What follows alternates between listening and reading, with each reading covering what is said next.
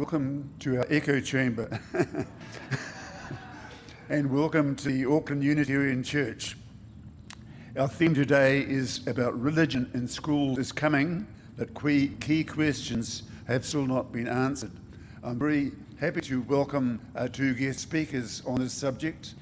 Sara Passmore, who is the Vice President of the Humanists and Rationalists Association of New Zealand, and also the spokesperson on religion, and the other is the Secular Education Network Chair, Penny Ehrhardt.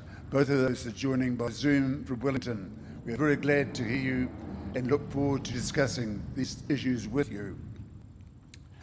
The Unitarian hymn book does not have a lot of songs in it about religious education. In fact, I couldn't find any, but it has lots that are about inclusiveness and social justice, and I invite Lynn to lead our group in the first of our songs.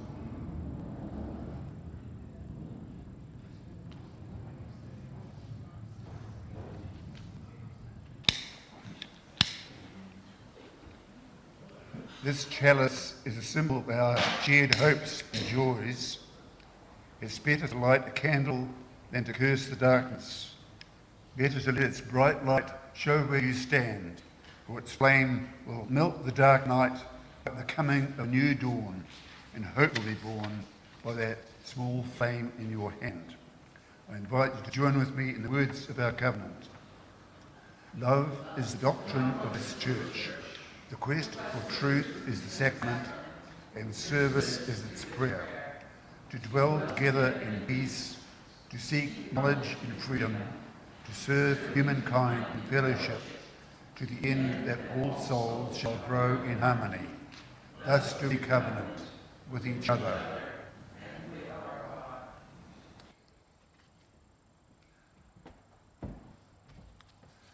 I had planned to do several readings, but I think our time is a little short, so I'll use the shortest of my readings. These were from three people from the 19th century who fought for secular education. First was a Jewish leader, there were several Christian leaders, and there was one atheist leader, Robert Stout, who I will quote. He said that one thing he liked about religion was going to churches where he could hear some intelligent ideas that he disagreed with. And he later became a Unitarian while still remaining an atheist, and he is one of the founders of the Unitarian Church in New Zealand. That brings us to our second song, We Are a Gentle, Angry People.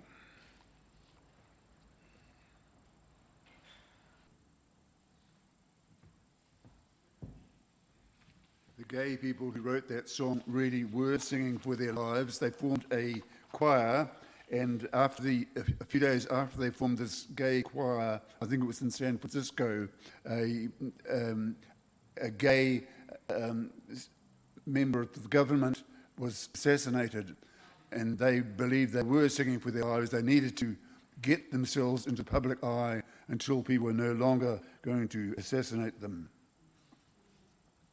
Well, after 2 years of waiting, I'm excited that the government proposal for religious education in state schools is about to be revealed.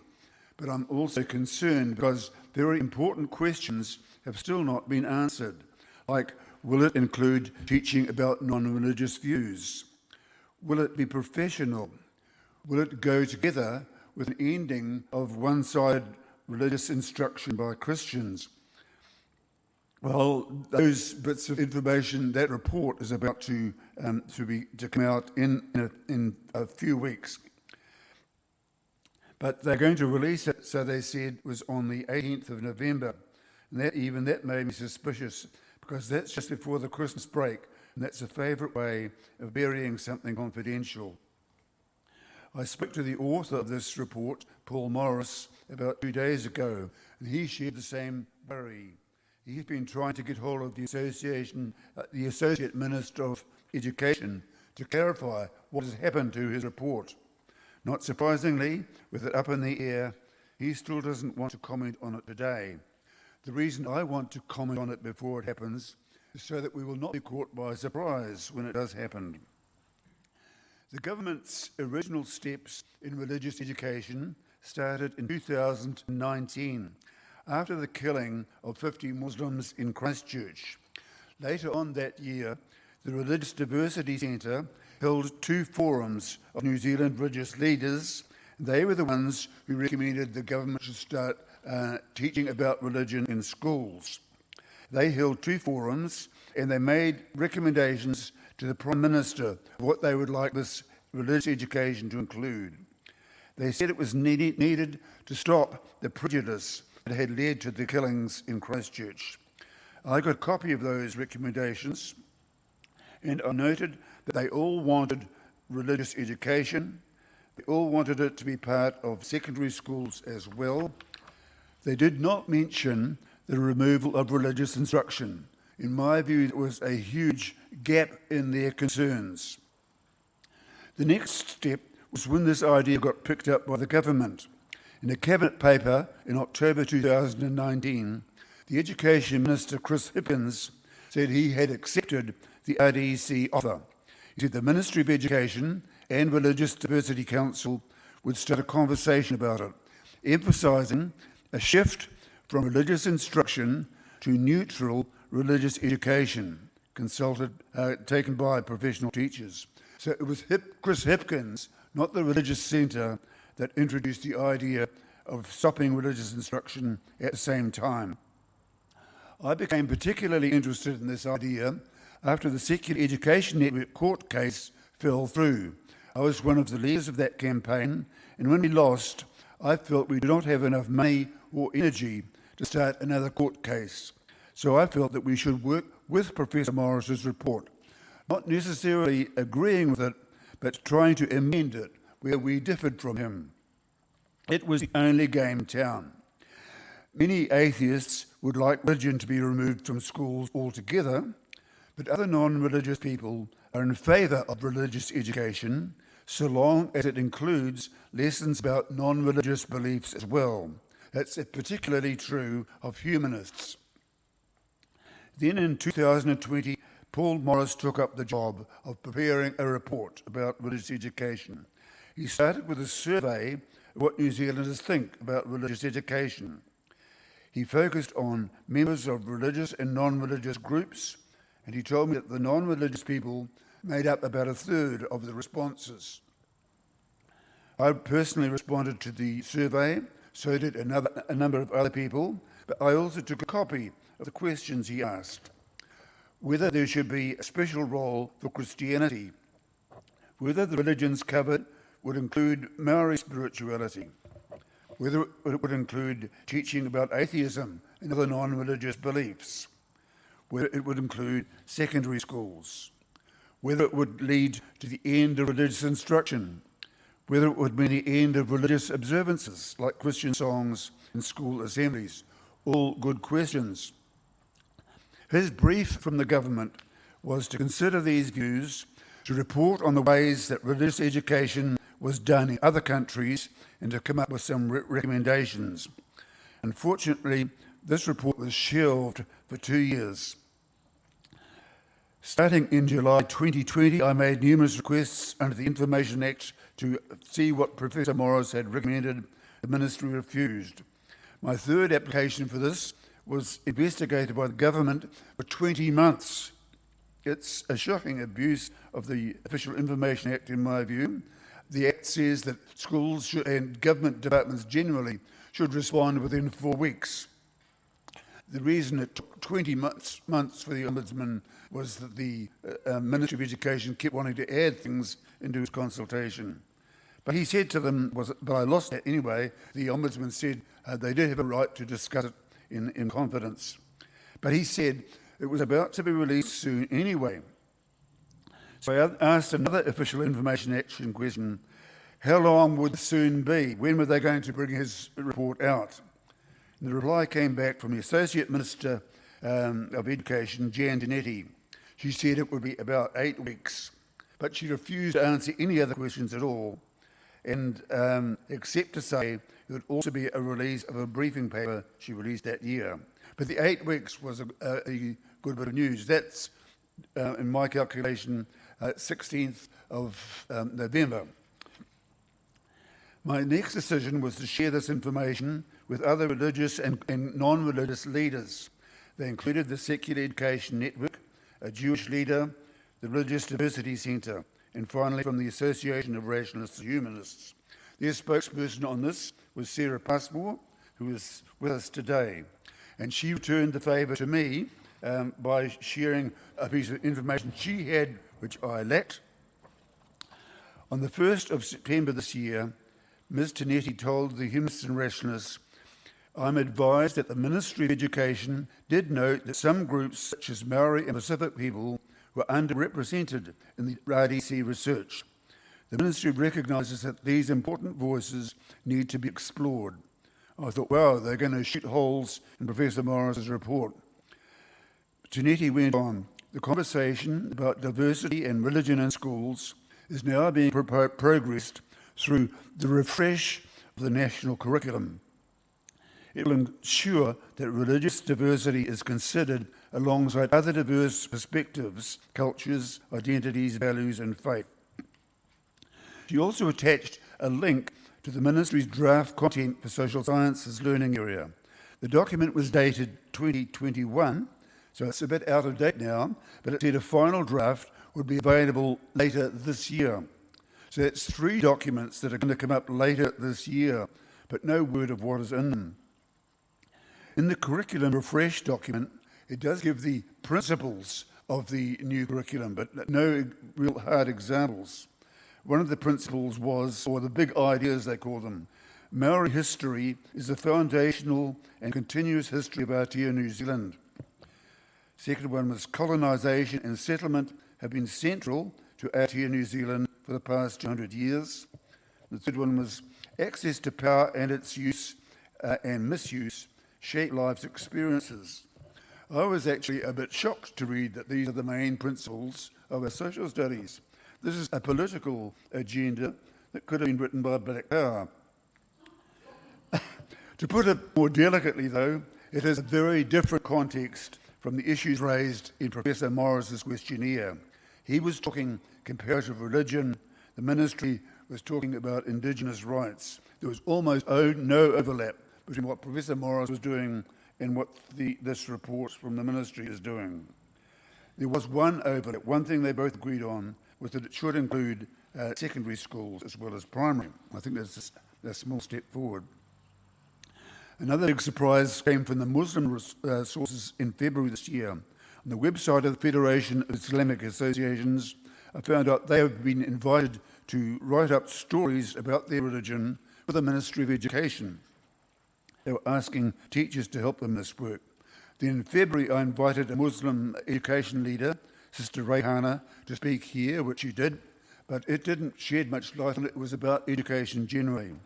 And the third Muslim contribution is now on the ministry's curriculum page. It's written by the Muslim Women's Council, and it deals with some interesting topics. For instance, one was a story about how Muslim children are coping with the fallout from the Christchurch massacre. Now that to me sounds, that and the others sound like a very thoughtful, positive contribution to the education system, but I was still a bit concerned because this was not a neutral piece of teaching about Islam. It was, and only no other religions or non-religious beliefs have been invited to do the same. It seemed to me that this, was in danger of being not professional and a bit one-sided. The second, I'm on the wrong page.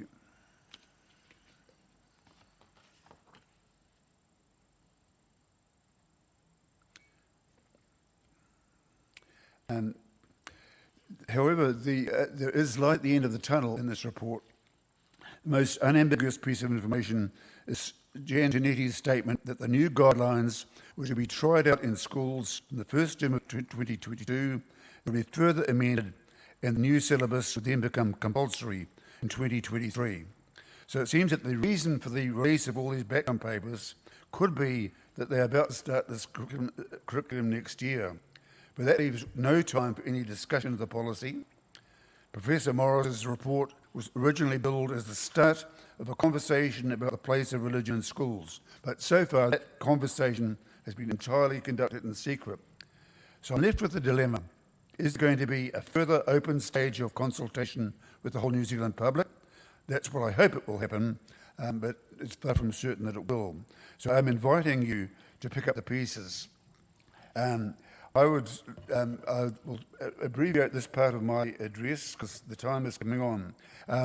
One of the issues it raises, one of the goals of this education, is that children will gain confidence to express their own beliefs. I think that is a good goal, but it is not new. I was told the same thing in 2016 by the Ministry of Education, but it's good, but it's not new.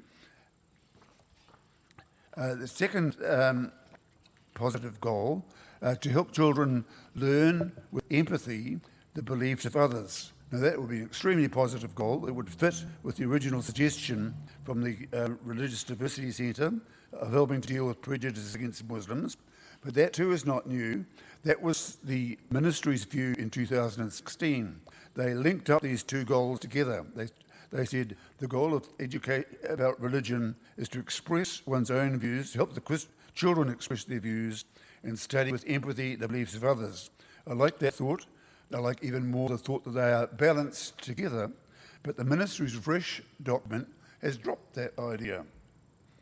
The goal of empathy is not part of the new curriculum goals. That's a huge omission in my mind.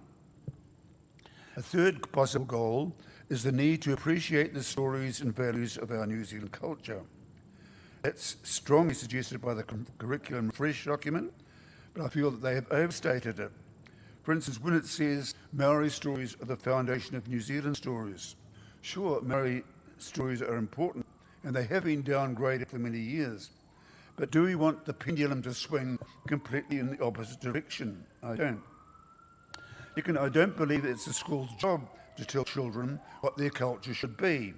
And I think that was a big mistake of the missionary schools in the 19th century. They imposed European culture onto Maori culture. Surely a secular school should not be taking sides on this at all. That's my feeling.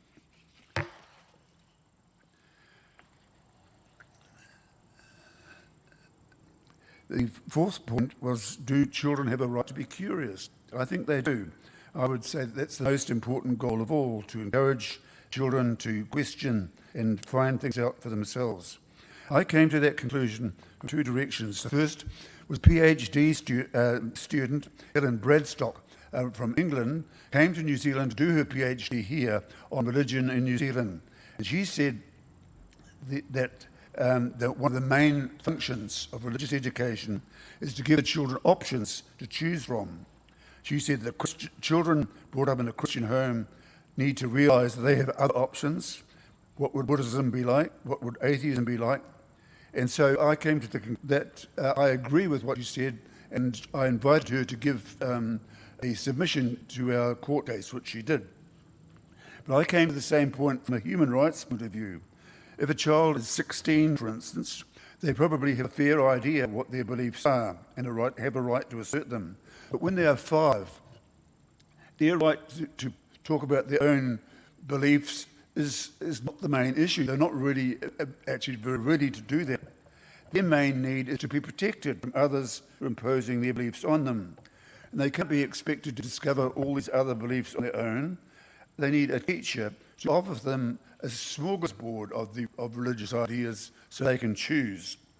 And the Ministry of Education, to their credit, does recognise the right of children to be curious. So I don't disagree with them there.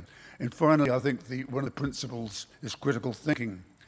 When atheists hear of critical thinking, they think it means tearing religions into small pieces. In fact, it means judicious thinking, weighing up the issues. And one of the best ways to encourage that is to listen to all sides equally.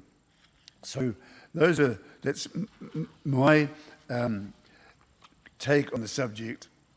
I'd now invite Sara. I think since I've introduced Sara, I wonder if Sara could speak next, and if John could bring her up. So thank you very much for inviting me to come today. Ko toko Sara Passmore. I am part of New Zealand Humanists, but just for a little bit of context about why I'm interested in religious education from a non-religious perspective, is that I lived in the UK for 12 years and worked at the British Humanists Association. I was their head of education and promotion, and part of that job meant that I was working a lot with policymakers and curriculum designers about how to include non-religious beliefs in religious education. So for a very long time, religious education in the UK has been a compulsory subject, but non-religious beliefs have not been compulsory in that across the country. They design their curriculum really weirdly in that each local authority has their own curriculum, and that's designed by a standing advisory council. So it's a statutory body that's made up of generally religious people in the area that they live in, and they're not usually education specialists, and they design a curriculum about the religions and beliefs in the area. So sometimes there's a non-religious person on that group. It's very mixed about how welcome they are, and then sometimes there's not. And then each school delivers that curriculum in the way that they see fit. So when I was working in the UK, I did things like go into a primary school working with 6 and 7-year-olds to talk about values and beliefs and how they make decisions. And then I would also go into secondary schools and talk to young people basically about what humanism is. In New Zealand, it's not very popular, humanism. People don't really know what it is. In Europe, much more popular. So in Germany, for example, if you're non-religious, you probably call yourself a humanist. And the government funds the humanist organisations in a similar way to how it funds religious organisations. So depending on how many people in Germany say they're non-religious, the humanist organisations there will get a large amount of money. So they run hospitals, they have universities, and that's the same in a number of countries in Europe. So really well established in Europe, but less so outside of Europe. But what humanism is really, it's a descriptive word for a bunch of beliefs and values, and it's really applied retrospectively. So we've seen a lot of those beliefs and values across history and across different locations. Everything from Confucius saying to repay injury with justice and kindness with kindness, to the Greek philosophers saying that death is nothing to us, and that after our bodies have been dissolved by death and we are without sensation, basically nothing to us. So the idea that this is the one life we have, the idea that we should treat others how we might want to be treated themselves, with a caveat in that they might not want to be treated that way, so really just listen to others. That's the basic premise of humanism. So when I came to New Zealand, I didn't mind that there wasn't religious education in schools, kite pai, but I was really offended that we have schools that close during the day to conduct religious instruction. And then now I work in the civil service. I participate in religious karakia all the time, and sometimes it's not even in te reo Māori, sometimes it's just prayer. So I have noticed that secularism is encroaching in our public spaces, and so I'm particularly concerned about what happens in our schools when we have a religious education curriculum that's only been designed by organisations that have people who are religious as members, because I think that some of those organisations will feel less critical about some of their beliefs and values than external people have. So we've written to the Religious Diversity Centre a few times, the Humanists. I've been involved in one of their AGMs a while ago. We've had one of their speakers come down to Wellington to present, but really we had no progress in being able to join that organisation. They firmly sit in a religious, for religious membership. They don't want to entertain having non-religious members included. So with that, we wrote to the Minister to try and have our own consultation with them to talk about why we think not only the inclusion of non-religious beliefs and values are important, but also consulting with non-religious people about the religious content in the curriculum as well. And the reason why is because we think we have a lot to add into some of the conversations that they want to include in our schools. So those conversations are things like, what's important about being me for a primary school? you know, those sorts of things. Or it could be really big questions like, how do we choose what's right and wrong? What are the decisions that we should make around policy? What do we do about assisted dying in New Zealand? That was a really big policy debate that was really informed by non-religious people. So, you know, we've got these big questions that actually non-religious perspectives could really add to. But if we're absent from having the conversation with the policymakers, then that can be very difficult. As well as that, we have members who are ex-Muslim, and we also work very closely with the Māori atheists group. And so I think that their unique perspectives would also add value to what we're talking about in education. And just on that, tomorrow, the Humanists in Wellington have Eru Taihere coming to speak about his book, Māori Boy Atheist. And before I finish out, we have actually managed to secure a meeting with the Ministry of Education that we're going to be having on Tuesday with the person that's the policy lead. So that was in the letter when we wrote to the Associate Minister about it. They gave me a contact there who is the policy lead, and finally managed to secure a meeting. So we'll be attending that with a couple of other representatives to try and put our case forward. So if you've got anything that you want to make sure we cover at that meeting, send me an email tomorrow and I will make sure that I put it into my list of things that I want to tick off. So yeah, get to play. Happy to answer any questions, but we probably don't have time. Nice to catch up with you all, and I'll hand over. Kia ora, sorry to change your schedule a little, but thank you for making that change. Look, as I think I said when I introduced myself, that I'm the chair of the Secondary Education Network. So I took over from the stellar work that David had done and others in setting it up, and his spokespersonship in keeping the issues to the forefront. And I guess, you know, I think I would talk on most of what David and Sara have said.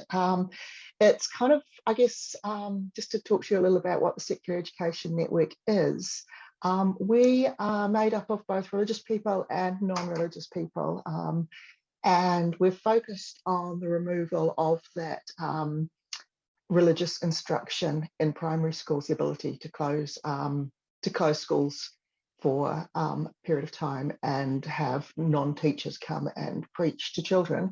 And I think that whether religious or non-religious, the belief is that that is discriminatory, a bad use of children's time, and infringements of rights of freedom of thought and conscience, and a number of other things. And it was pleasing that we've now moved from an opt-out system for that, where parents had to actively opt their children out, to get them removed from that to an opt-in system where schools are not allowed to put children into these religious instruction sessions without the parents' written consent. There's still some issues around that, how it's implemented, whether it's being implemented properly, all sorts of other things. We're still not there, but it's been a big step forward. And I think things like the court case that David mentioned and the advocacy that various groups have done has helped with that. And I think it's important to kind of think about why religious people might, including a number of Christians, might not be happy with religious instruction in schools. And part of that is obviously there's a bunch of denominations like there are with most faith groups. And so even if the instruction is Christian, it doesn't mean it will reflect the faith and beliefs of your particular Christian family. And that's some of the origins of the Catholic school system in New Zealand, was the feeling of Catholics that they were discriminated against and that they couldn't protect their children from Protestant proselytizing and from stereotyping in New Zealand schools. So we really want to move on from that for all children. For myself, I'm a international human rights law scholar. I'm just struggling to complete my PhD thesis or DPhil thesis at Oxford. So I have a master's in international human rights law from Oxford, so that's a big push. and being a member of the LGBTQI community is obviously also a big thing. So one of our issues as SEN is that we feel that religious instruction is actually discriminatory in a number of ways, obviously on the grounds of religion and freedom of thought, but also often on gender grounds, can be on national background, ethnicity grounds, and on sexual orientation and gender identity, because we don't have anything to protect children, including children who may be LGBTQI or have LGBTQI families, from what might be preached at them by these non-trained teachers. And we've probably seen not a state school, but in some of the reporting that's come out, particularly about Bethlehem College, some of the dangers that children are put to when religious views are allowed to trample children's other rights, and how devastating this can be. So SEN has not taken any position on the question of whether or not there should be religious education as a subject in schools. Basically, there's a diversity of thought, and we've really just felt like our job is to remove the religious instruction and religious observances from state schools, and that's our key focus, and that's allowed us to have a broad church, if you like, of people who are engaged. So my comments from now on are just pretty much going to be my views, and so don't take them as official SEN views. But I think myself and some other members of the SEN committee had quite a few concerns about some of the methodology in the Morris report. A number of us took part in it.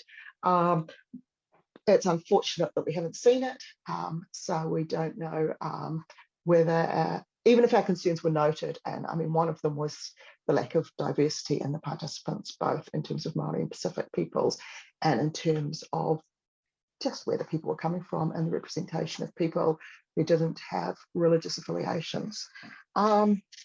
So it will be interesting to see it, and it's very unfortunate that it's been held up. We've made official information requests to see it as well, and have received the same, this is draft advice, and that's the reason for withholding it. It seems to have gone on for a long time.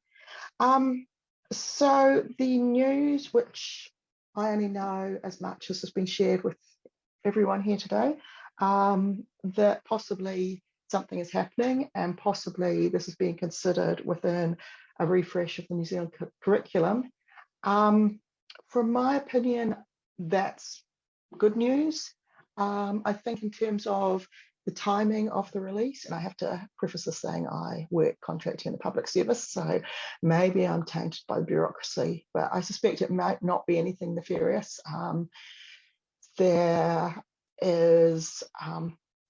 There's a lot of stuff going on that people are working on, and next year's an election year, so it may almost be that things that have dragged, people are suddenly getting giddy up to finish them, which might be a good thing. But definitely will be interested to see what comes out. I have to dissent a bit from David's comments on the Māori foundations and colonisation aspect, and specifically I didn't agree with the reference to Black Power, either in terms of the gang in New Zealand known as Black Power or the Black Power movement that originated in the States with people like Malcolm X. I didn't really think that was helpful.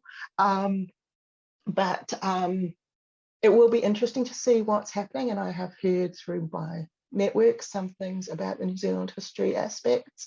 I know there's a lot of debate and work going on in that area still. I have a background as a New Zealand historian, so got a particular interest in that. But I think we really have to see what comes out, and it's great that David's organised for this congregation to take an interest. And so, yeah, look at it and read it, and make up your own minds, and don't be scared to have your say. It's amazing how few people do make submissions on something. Some things get, like euthanasia, assisted dying, get tens of thousands of submissions, but many things you only get there's only a handful of people submitting, so your views, especially if thoughtfully expressed, can make a difference.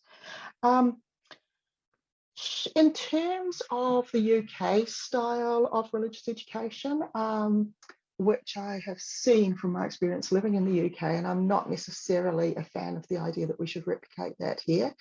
It can be very variable, and just from my experience in a religious school that had religious education in 1 year, and from seeing what happens there, it's impossible to sum up the major world religions in a few lessons in a year. And generally they're overly simplified and stereotypical and not necessarily helpful. I also do feel that it's much more important in terms of education to consider religious education as part of the whole curriculum, and particularly in terms of social sciences, and embed it in that. And I would really hope that what comes out is informed by, I guess, discussion of the importance, why religion was developed. And obviously that might be an anathema to some people who believe in it was someone that gave their word and it was written on a piece of paper. But I think it's really important to look at things like the work that was put together by Harari in the book Sapiens, which is quite popular. And I think there's even a picture book version of it, as to the importance for humans of myth making, using language to form collective ideologies, and why we need to have these stories in our lives, because that's quite a good way of then understanding the diversity of stories different societies have created. In terms of what does happen, as well as concerns about people with strongly or staunchly rationalist and atheist beliefs, I'm also concerned about the reflection of the growing number of people in New Zealand who are spiritual but not religious. How do their views get reflected? So in the census, we see that number increasing regularly. And I do think that if we're going to talk about beliefs and faiths, we also need to respect, and this is serious, but the number of New Zealanders who follow astrology, who follow numerology, who follow other things which generally have the mickey taken out of them. A lot of them are more female-led forms. They're not based in organised religions.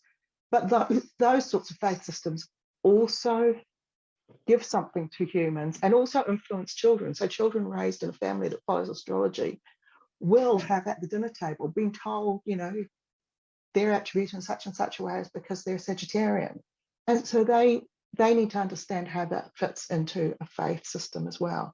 I think that New Zealand as a society, for many people, has moved a long way from the staunch affiliation with a particular organised religion. And that was a very Western and very Anglo view of what faith was that has been imposed on other parts of the world, such as the Pacific Islands, Maori understandings, and even if you look at Asian understandings, where often a person may be Confucian and Taoist and Buddhist.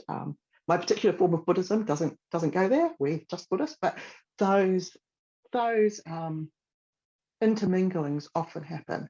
So we don't want to just have, this is Islam, this is Hinduism, this is Judaism, this is Christianity, shut. And so those are the things I'm going to be looking for in the new curriculum. And I think the other thing that would be really interesting to hear more about is in terms of Ngā Whare Tapawhā, as in the 4 cornerstones of health, which is a wonderful and very useful model for the health sector and has been brought into the health curriculum in schools. I'm very interested how that can be made to not discriminate against those children from homes which are staunchly atheist, staunchly rationalist, and maybe don't accept that there is a space for something called spirituality. And I think those conversations haven't really been had. And also for those children, such as my own child, who, although in a faith-based home, is strictly rationalist and really struggles to answer, suddenly you have to say what your spirituality is for when you're 11, or you get marked wrong. So I think those things are some of the things that need to be teased out. And that's both why I'd be not keen to have a curriculum that was just an add-in and took time away from general education, because that's one of the problems with the current closing of the schools for religious instruction. It means kids at those schools are getting less education than kids at other schools, and we know the curriculum is packed. So we don't don't necessarily want that. But what value is being put forward, and how do we assure it's non-discriminatory? How do we do, I think, what was original earlier in there about learning other stories with empathy, and also developing critical thinking, and also developing the ability to articulate your beliefs. I do believe 5-year-olds should develop the ability to articulate their beliefs. That means that they'd be able, going beneath parroting what they've been told, and starting to kind of actually articulate why they feel this. And that's the first step in some ways. If you can't articulate what you believe, it's very hard to be open to what others believe or to alternatives. So those are some of my thoughts, and thank you very much.